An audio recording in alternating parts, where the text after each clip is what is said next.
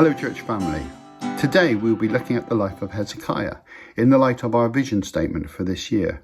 Hebrews 12 verses 1 and 2. Let us throw everything off that hinders and the sin that so easily entangles, and let us run with perseverance the race marked out for us, fixing our eyes on Jesus. Firstly, I want to talk about the Reverend Stivy from South Wales. He has used every available penny he has to buy up 13 historic chapels that have fallen out of use and the doors locked. There were 6,500 chapels in Wales, 25% no longer used, and 75% of the remaining ones are struggling to survive. Wales has the highest concentration of religious buildings in the world following historic revivals in the past. In Cornwall, we also have many similar chapels. He is preserving them in hope of another revival that will bring them back into use for their original purpose. A few weeks ago, I was working in a town in South Wales for a week. It was bleak, with high unemployment, a run-down place, a sad place, gardens full of rubbish, squalor, and evidence of drug and alcohol abuse. It didn't help that it was raining and a place of little architectural merit. I was so happy to return to Cornwall, though I knew South Wales does mirror some areas of mid-Cornwall. Hezekiah's challenge with the state of his kingdom when he became king was not a lot different. So a brief account of Hezekiah's story. Hezekiah is not mentioned as one of the witnesses in the chapter preceding Hebrews 12, our vision statement for this year. Hezekiah's story is told mainly in Kings and Chronicles, but also references Isaiah and 5 other books of the Old Testament. He was a contemporary of the prophet Isaiah and personally knew him. Judah was a southern kingdom that included the city of Jerusalem.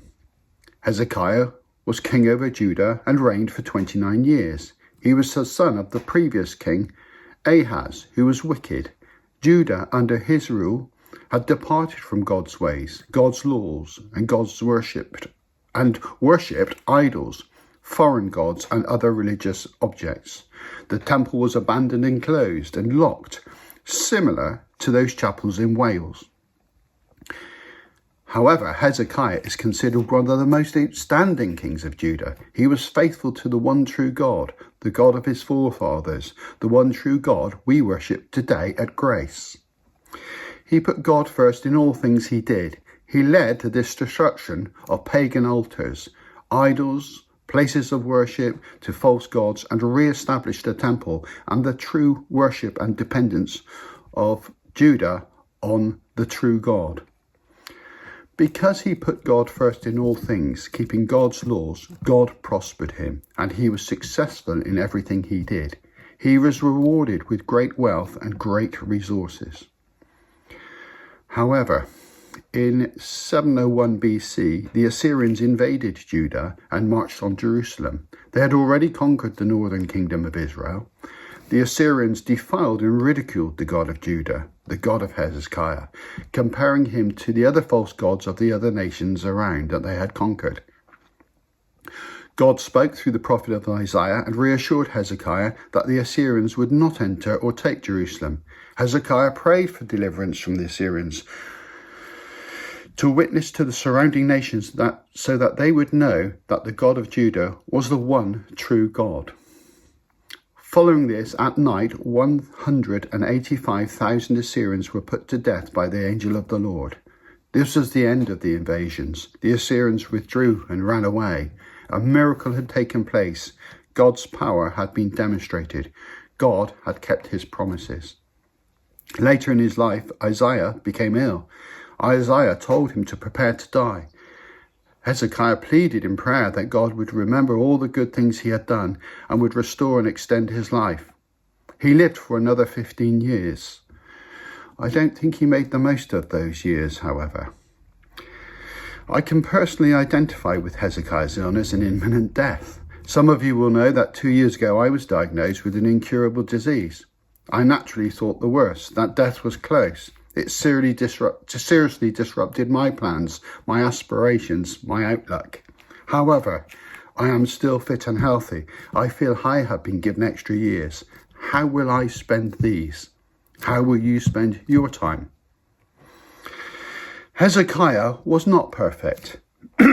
He made pretty big mistakes, and in foolish pride he showed all his wealth and treasure to the Babylonians. Sadly, Isaiah prophesied that one day this would all be taken by the Babylonians, and this came to pass during the reign of his son, another wicked king called Manasseh. There are clear parallels with our world, our country, and our society today, as the situation in Judah he inherited from his father. We need to throw off these things that hinder us, our idols, our material possessions, and selfish aspirations. Frankie, my wife, hates going shopping with me, especially for clothes. I shy away from anything with labels or words or designer gear. Do we need to look cool and have possessions that are seen as aspirational and boastful in the world's eyes? Maybe this motivation in itself is a form of false modesty and pride on my part. The world, when looking at us, should see Jesus, and so many things can distract us from this. As a nation, we need to return to God's ways. One could despair when we see gambling, drugs, greed, selfishness, unemployment and poverty rife in our nation. There is an election coming soon. Many I speak to have lost respect for politicians of all parties. There is no clear way forward. We need to pray for our King, our current Prime Minister, and the government and the election ahead. God blesses us abundantly, more than we could have hoped for or imagined. How do we use our resources, our spare time, our homes, our finances, gifts, skills, knowledge and intellect? As in the Lord's Prayer, we need to pray for his kingdom come, for God to use us in our frailty, our weakness, our ordinariness, to build his kingdom step by step. Let's boast in Jesus and his salvation.